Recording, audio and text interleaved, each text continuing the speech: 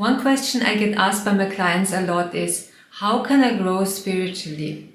And maybe you have asked yourself the same question. Most likely you know that meditation is really great to advance spiritually, but let's face it, most people really don't enjoy meditation, and maybe you're one of them. If so, then this video is for you, because I will share with you how you can grow spiritually with a different technique, something that I'm pretty sure you have not yet heard about.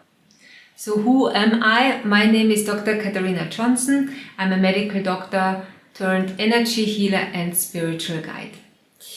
And let's talk a little bit about what does it actually mean to be spiritual. So for me, being spiritual doesn't mean like you wear pendants with stones, or maybe you're just wearing white clothes. So that's just really on the outside. It also doesn't mean for me that you create rituals that you perform, and there's nothing wrong with rituals that you perform, but it's really something much, much deeper. And for me, being spiritual means that you are listening to the call of your soul, because your soul wants to awaken. Your soul wants to experience itself and know itself deeply. Most people don't even know what I'm talking about, because when we come into this world, we actually come out as pure beings and beautiful souls, and you can see this in the eyes of a baby. When you look into a baby's eyes, you see the pureness and the aliveness. And as we get older, that actually becomes more and more weaker, and our light gets dimmed. So now why is this? This is because when we are young, we literally get programmed.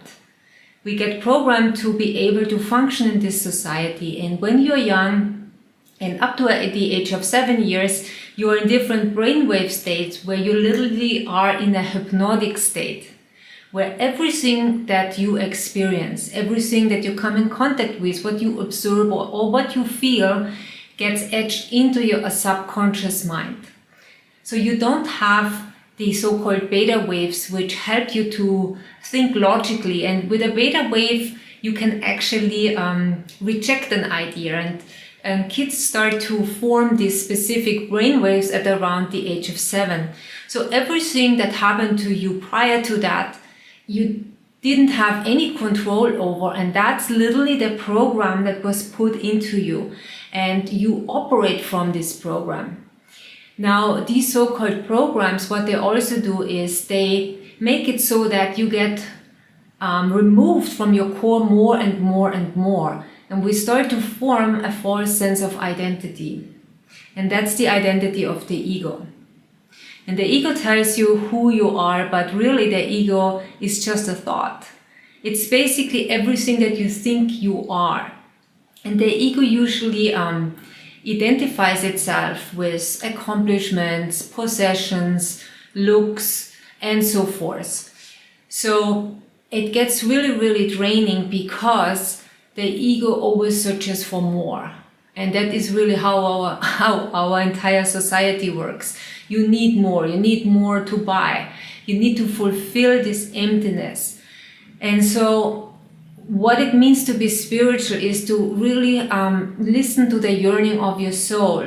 Your soul wants to be experienced again. It wants to remove this false sense of identity so that you can get a glimpse again of who you are.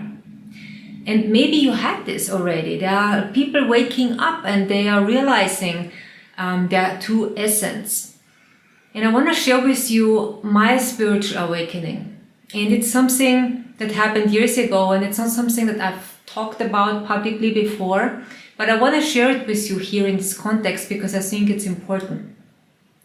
So back then I was still married, and I was married to an American. We lived in San Francisco, and things didn't go too well for me back then. And at some point I was sitting at the couch crying my eyes out. I was literally in so much emotional pain and psychological pain, and I was crying there and had my eyes closed. And at some point a voice appeared in my mind, and it said, why can I not just open my eyes and see through this illusion? And that's exactly what happened. I opened my eyes and suddenly all the pain and suffering, everything that I was, what weighed me down, everything that made me feel like I literally don't want to live anymore, that was gone. It was simply gone, and it was the lightest and purest feeling I've ever had. I looked around, everything looked new, like I hadn't seen it before. In a strange way, it's very hard to describe, and everything had a glow. But what was amazing, that I suddenly remembered that the person I thought I was not. And I know that might sound strange to you, so what does this really mean? I give you an analogy because I thought about this. How can I explain this experience to someone who's not had this experience before? Imagine you're sitting in a movie theater and you are totally living the story of what you're seeing on the screen. It's an exciting movie, and you get so lost in this movie that you actually forget that you are sitting in a movie theater. So maybe you had this experience before. And then the movie ends and suddenly you realize, oh, I'm sitting here, right? You get to become aware again of your body, and it's like, wow, this was an amazing movie. And that's exactly how this awakening was, because I realized the movie was the life I thought I had, the person I thought I was, but I wasn't. So literally I was waking up from this movie of my life, from the story of my life, realizing again the soul, who I was. And it was just an incredible feeling, because you're completely free then. You are not attached to anything anymore. You don't care literally anymore what happens, because you're completely at ease. You are completely at peace within yourself. And it's a peace that you cannot really describe, but it is something that you remember. It is something that doesn't feel foreign to you. It's actually the opposite. It's something that you know deeply.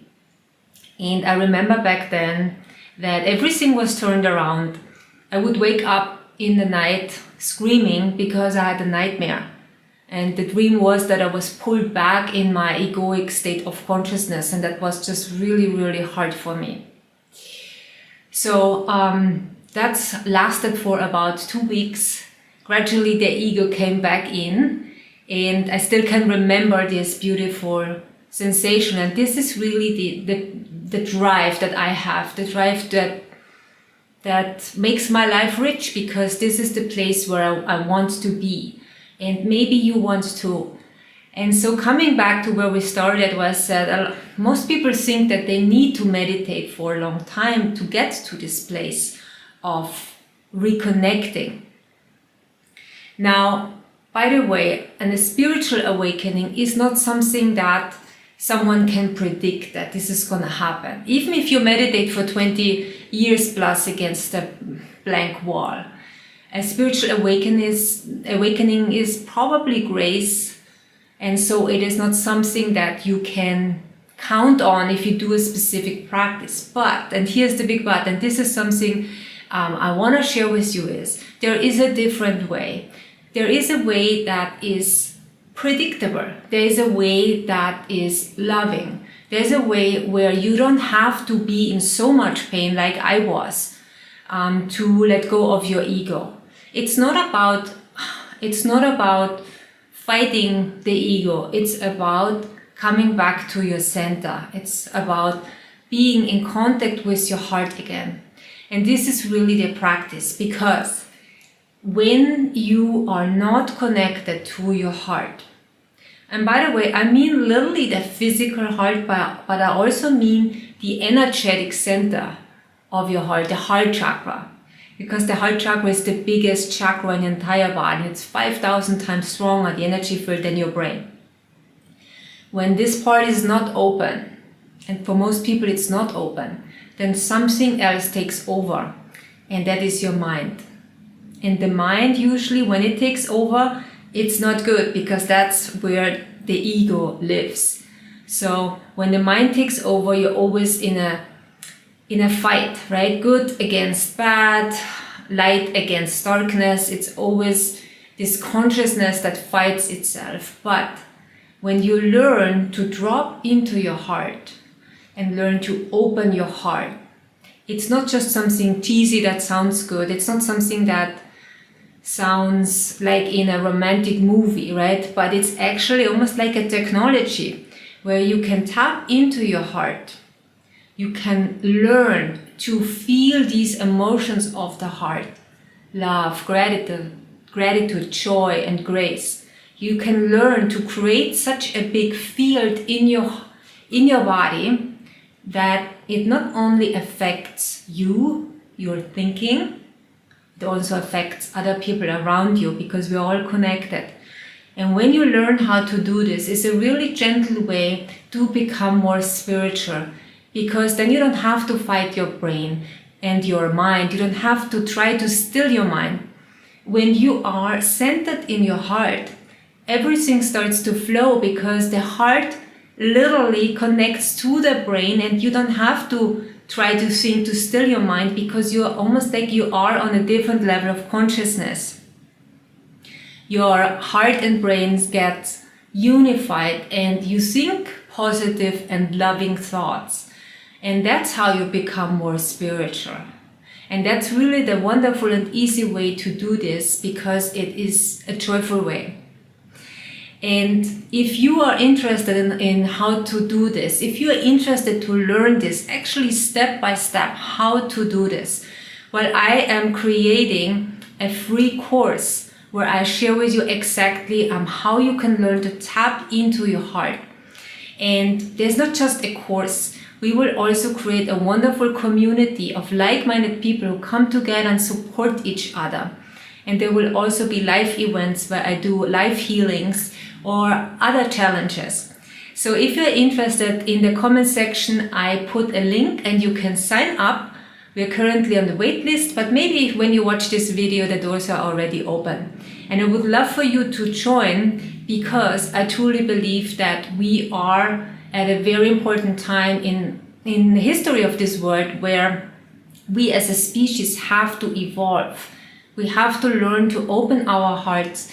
We have to learn to get into a higher state of consciousness, and this is something that you can learn how to do with your heart. So thank you so much, and I hope to see you in our so-called soul family community. Much love and bye-bye.